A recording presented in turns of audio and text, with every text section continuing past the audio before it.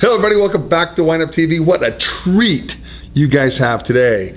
I am here with the Count Sebastiano Capponi from Florence. Florence, correct. And we come back, he's going to tell you the history, and I mean history, of his family's estate. See you in a second.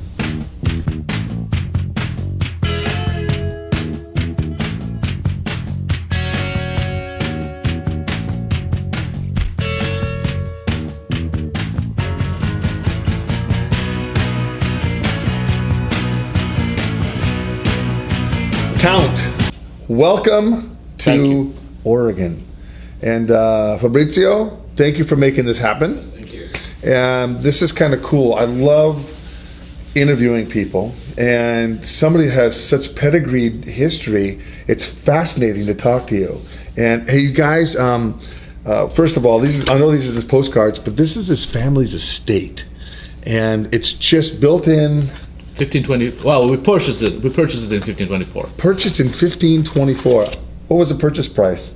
I don't know. That'd be kind of cool to find out, right? In today's market value. I know there was a lawsuit ensuring that because the guy who sold it didn't ask his brothers, so there was some problems. Oh, really? We had a kind of 70 years of lawsuit, but eventually we won it. So holy moly! All right, so tell us a little bit about yourself and how you fit into the family and being a count. See, this is pretty cool. And your palace was used in the movie Hannibal. Correct. So you had some famous people run around that place. God damn. Well, I come from a very particular family because all my families are all the members of my family are intellectuals.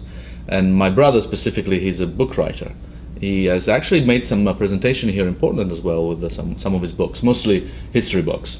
And one of his friends is Thomas Harris. So when Thomas Harris was writing the sequel of Silence of the Lambs, the book Hannibal, he called out my brother and said, Nicola, do you mind if, we use Hannibal Lecter as a character in the book, as a curator of the family archive and painting gallery? And my brother said, well, I have to think about it, but I'll ask the family and let you know. So we had a family meeting. Then my brother called him back and said, Thomas, that's fine. My family says yes, provided we're not in the main course. And luckily we weren't. Whose head is on this platter? Exactly. Luckily we weren't. So the book became a bestseller, of course, and then we had 3 days of Hollywood, and it was great fun. I bet you that was really, really fun. Yeah, absolutely. I tried product placement, but didn't happen. Yeah. Gosh, I'm trying to get on Portlandia, so it's just a low-budget film here in Portland. Now, anyway, all right. So tell us, the estate comprised of about 220 hectares? 215 hectares, yes. 215 hectares. Most of it's planted with? Well, 27 hectares at the moment are planted with vines. We have about 8 hectares planted with olive trees. And then we have about 60 hectares between pasture land and sowing land for the goats. We have goat herders on the estate, and they make also goat cheese. The whole of the estate is run organically, so it's an organic agriculture. And the good thing about it is that also our neighbors are organic. So between Verrazzano, Villa Calcinaia, and Viticcio, you're looking at 700 hectares of organic farming. Oh, very nice. So that is cool. Very cool. And I tell you, how many square feet is in this castle? This is huge. It's big. It's big. I think it's about, just the villa, not counting the winery and the granary here. Just the villa, it's probably about 80. I have to put in square foot, so it's about probably 10,000 square foot. Very large. And the guest house where I'm going to be staying this summer? Correct. Look at this guest house with a pool. I'll be diving off the side there, drinking some great wine, I am sure.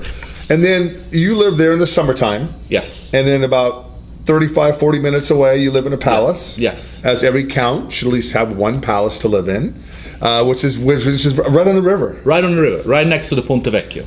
Right. To the old bridge. Yeah, very cool. Right in the heart of Florence. God, this is awesome.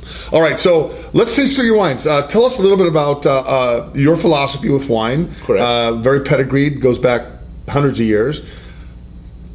The grapes, mostly Sangiovese? Mostly Sangiovese. For the reds? Mostly all right. Sangiovese for the reds. Tell everybody about your first wine here. Absolutely, absolutely. Villa Calcinaia literally means cioccore, and we are in Chianti Classico region.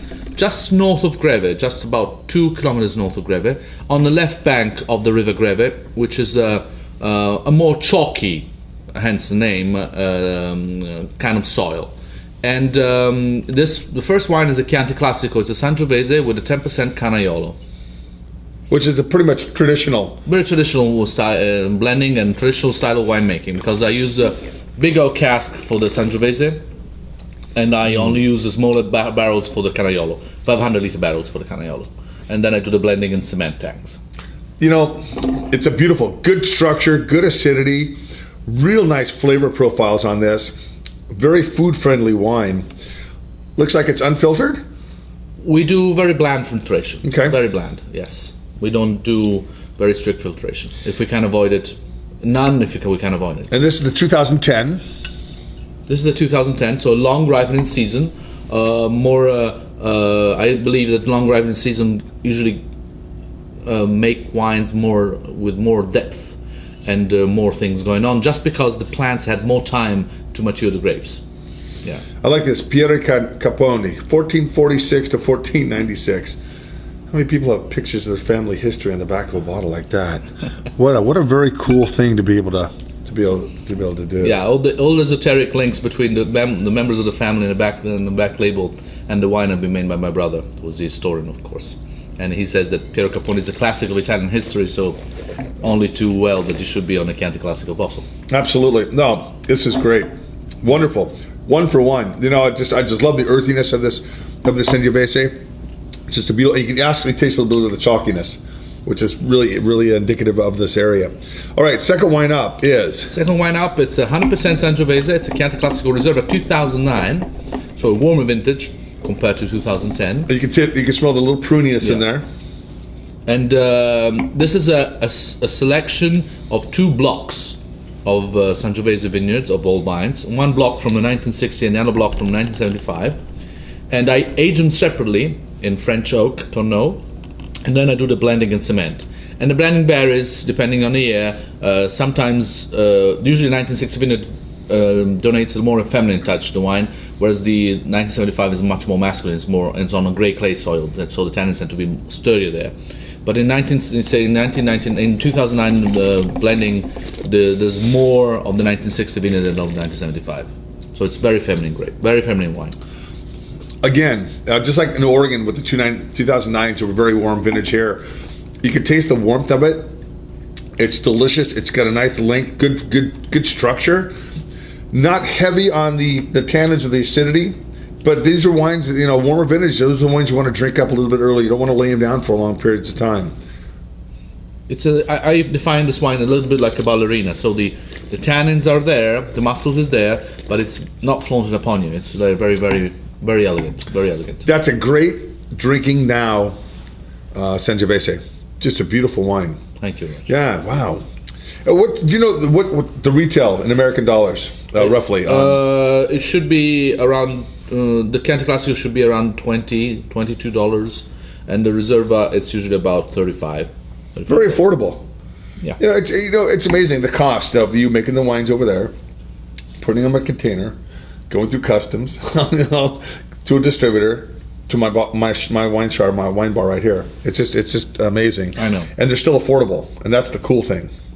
All right, now you can tell also the colors of the wines as the years. This is a 2000. This next one. It's a 2007, and this is a grape that was planted by mistake in 1967. Was meant to be Sangiovese, but there was a flood in Florence, 4th November 1966, that hit all the nurseries on the river. And all the nurseries got, all the warehouse got the water in, and all the name tags got washed away. So the nursery owners went back to the nurseries. They had the vines, but they no name tags. So when we in spring 1967 we were buying grapes to replant, they didn't sell us the stuff that we wanted. And this grape, the agent of my father at the time, thought it was some kind of black malmsey. Then in 1996, when I started this program with the University of Florence to select all the mother vines for the replanting of the vineyard and to keep my heritage and my genoma, he pointed out to me that wasn't Black Malmsey, that was Merlot. And I said, oh my God, what do I do now with Merlot? I mean, I I kind of dampened my spirits because I was telling everybody, I will never plant an international varietal on my estate. Will be only local varietals. I will only work with local varietals. And then I was with the vineyard that was planted prior to my birth with an international varietal. So I said, okay, you know what? We'll be a sport. We'll make a single vineyard Merlot out of this. So this is what it is. This is a single vineyard, 100% Merlot. It works. For you people out there that don't like Merlot, this works. It doesn't taste at all like a Merlot. It's got, and a lot of the American Merlots, I think, lack structure and lack the depth. But this one here, it's got tannins. It's got structure. Yeah, this is a 2008, so it's a really big Merlot. Really big Merlot. But I always tell people, it does taste of Chianti. I mean, it's a French gentleman who moved to Chianti 40 years ago, and his accent is more Tuscan than French. And I think a lot of that plays with the soil. I mean, it's got some just great features to this wine. The flavor profiles are just amazing. That's about $35 a bottle retail? That will be more than that. That will be about 45. Okay. Just a beautiful, great bottle of wine. Yeah. I love Merlot. It's only less than an acre. It's an acre and a half, so it's a very small vineyard. We don't make much. You just ferment it solely by itself. I try to ferment all my vineyards by themselves. Okay. My goal would be one day to one vineyard, one vessel, one bottling. That would be my goal. I'm a very Burgundian in approach to my winemaking, so I try to exalt the difference between the different vineyards. Sure. Back in the day, at least when a lot of the Italians moved here to America, they did a lot of interplantings in the vineyard, especially in Napa Valley. They put Petit Syrah, Merlot. I mean, it was like a field blend. Did that happen at all back at home? Back in the old vines were planted erratically. I mean, there was a predominance of Sangiovese, but you will find the old plant of Malvasia, the old plant of Canaiolo. It would be predominantly as Sangiovese, but you will find other stuff inside the vineyards. Yeah, there was not a concept of planting every single varietal just by itself. Okay, fair enough. All right, Vinsanto? Vinsanto. I love a Vinsanto. Oh, man. These are... I've never had a Vinsanto I didn't like. There's not a lot of them being made. They always come in half bottles. It's hard to choke down a whole full bottle of this. But for dessert, for an aperitif, tell us about this wine. Well, when I started at the estate, Vinsanto was made. It was made very dry, and it's a dessert. And I wanted something to drink after dinner, so I said, Trebbiano is Ugni Blanc, which is the grape they use to make cognac. So I said, why don't we push it? Meaning that when we increase the amount of aging of drying of these grapes. So I increased about 3 months the amount of drying. So I went from crushing grapes in December to crushing grapes in March, when they have about 350-400 grams of sugar, so more concentration, more sugar, and then I aged it for about 8 years in small wood. And the result is a wine that, for me, it's a good substitute for cognac, or it's a good substitute for any port or sherry. I mean, this is the way I see it is. Yeah, you can have it with food, maybe some hard cheeses, blue cheeses, but I think you'll get the best out of it on its own. This is what people define a meditation wine, and this is really good for meditation. 2005. 2005, yes. 8 years old. 8 years old. And your case production on this has got to be minuscule. 1,000 bottles. That's it. 1,500 bottles, yes. Now, excuse me, you also have olive groves on your property as well. I do. You do a little bit of olive oil bottling? We do a little bit of olive oil bottling, yes. We do a DOP selection, denomination Chianti Classico olive oil, and then we do just a regular extra virgin olive oil.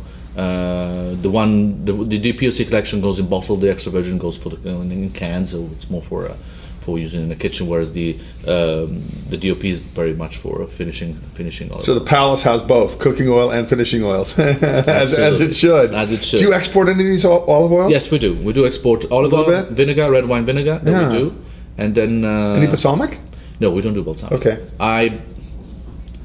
My vision on balsamic is that it's like Vinsanto. You should have a little bit of after dinner, but the real good stuff. Yeah. Not on food. I'm not a big fan of balsamic on food. Fair enough. Do you have a website? Yes, we do. What is your website? It's called villacalcinaia.it. Okay. www. I will definitely put that on the banner on the bottom of this. And Count, it is my pleasure. Thank you so much. Likewise. For coming by and showing the world these wines, and I'm definitely going to put these on my shelf because they're all good, and especially the Monsanto is just beautiful.